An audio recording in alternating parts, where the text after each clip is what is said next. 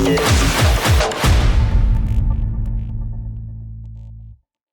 evening, everyone, and welcome to today's episode of Let's Talk 3.0. Tonight, with our guests, we shed the light on some of the most hot topics about blockchain, metaverse, Web3, NFTs, virtual real estate, and fashion. With us now, our guest, Tomas, who is the founder of Crypto House Capital and the co-founder of PropTech Lithuania. Welcome, Tomas, and thank you for joining us here today at Let's Talk 3.0. Hello, thank you. Thanks for having me. It's our pleasure, Tomas. It was very interesting going through your LinkedIn profile when I saw a big bold message saying invest in virtual real estate. So before we dig deep into the subject, can you please explain to us what exactly is a virtual real estate? So Crypto House Capital is investor and developer of virtual real estate. We developing meta real projects. What I mean by meta real projects, the projects actually exist in the real life. So they already built, under construction, or will be built in the future. So we make a digital twin of actual existing project into the metaverse, and we're focusing on digital, on Web3, blockchain-based virtual worlds. Like the Centraland Sandbox, that's where we're developing them in there. So virtual real estate is the procedure is same as you would imagine in real life. It's a land, it's a project, it's a financing.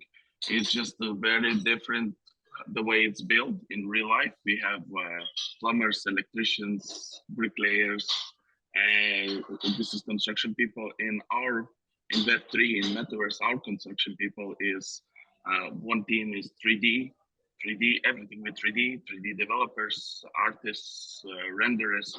And the second team is the game developers. And the third team is the blockchain developers. So to monetize, making NFT, etc., etc.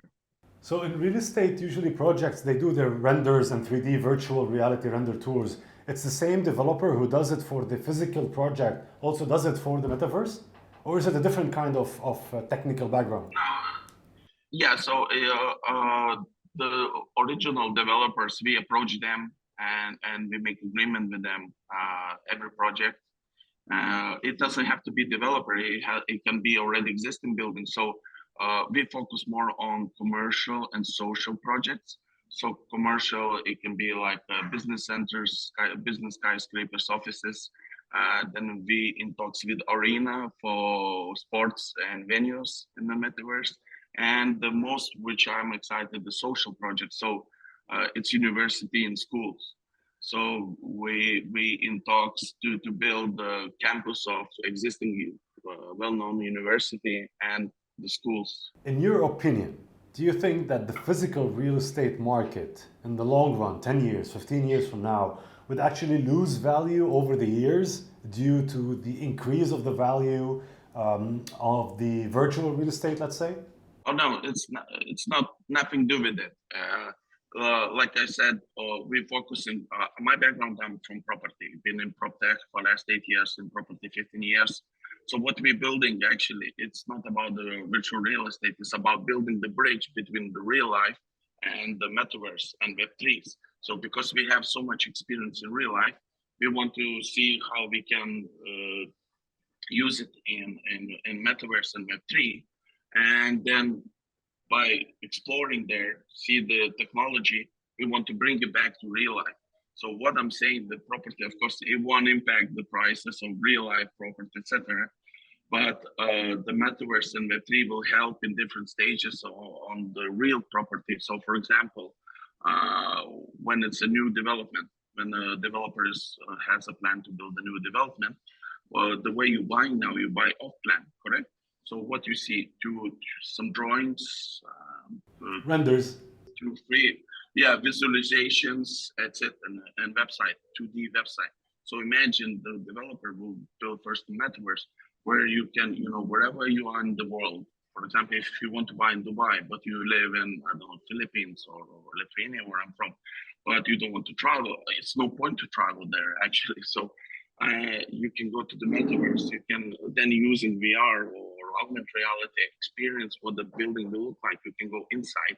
You can see the furniture, see the outside how it's going to look, and make a reservation on a blockchain. So it's a completely different experience. There are some companies, for like let's say in Dubai, who record 360 views inside. And I'm sure you know that in real estate. And there are some also when it comes to the Oculus using the virtual reality, where you put it on, you actually are inside and you see a full 360 and you walk through it. So how would the experience change between what we know currently for the 360 views and virtual reality versus what I will experience or somebody will experience in the metaverse itself? Wouldn't that experience be almost the same? It's almost the same. So, for example, if you record 360 views, so it's already existing building. But if it's not existing building, and you make visualization visuals, so it's metaverse and Web3. Yes, it's almost the same. You can look around. In the metaverse, you can gamify. So if you want to see different layout, different furniture inside, you can do it straight away there in the place, And if you want to buy it, you can do it as you are there with just one click or voice, saying, I want to reserve this property. And you buy it as an NFT or reserve as an NFT. And so it's different experience. You buy what exactly as an NFT? Because this comes to my second question, the relationship between NFTs and a virtual real estate. So what do you exactly consider as an NFT when it comes to virtual real estate? Is it the furniture inside? Is it like a garden you're buying, or is it the actual full experience as an NFT? So a lot of people putting in everything under NFT. So, but NFT is just a technical term. It's just proof of the ownership of digital or real asset, and it's written in blockchain. So it's all started from arts, music, and then we have a new type of asset. It's virtual real estate. So we're using now for the virtual real estate.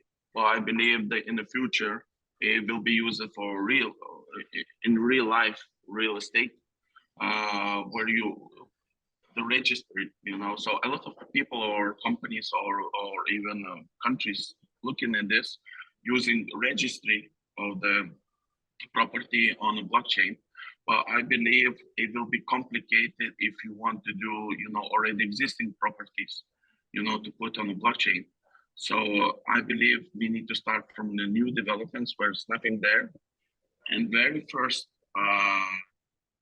registry is in blockchain. So even it's not built, but you already know the property. So it's unique. It's an NFT. This is the property.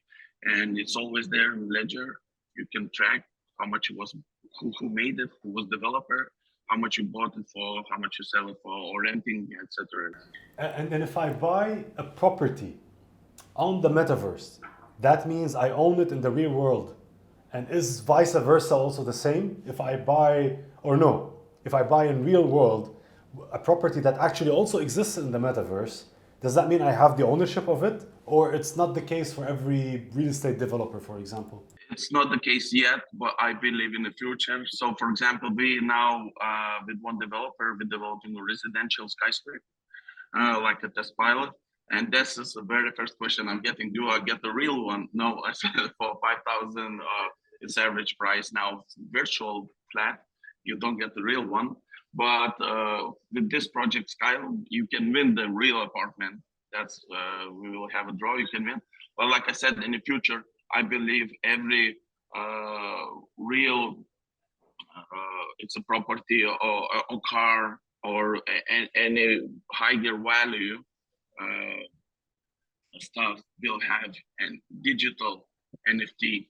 So it's more easy to track. It's more easy, to control it and etc. etc. Well, thank you so much for your time, Tomas. We really appreciate it. And talking about real estate, I think it's an industry which is booming by itself, as well as the blockchain and the metaverse. That's another industry which is booming. It's very interesting to know your experience on both. Also in the next episode of Let's Talk 3.0. Thank you so much for joining us.